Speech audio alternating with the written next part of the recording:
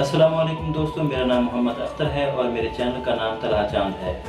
दोस्तों, सबसे पहले मैं मलिक हसनैन को मुबारकबाद पेश करता हूं कि उनका चैनल मोनेटाइज हो गया है और उनसे ये कहना चाहता हूं कि वो अपने चैनल पर बहुत ज़्यादा मेहनत करें और इंशाल्लाह कामयाबी उनके साथ होगी। Thank you.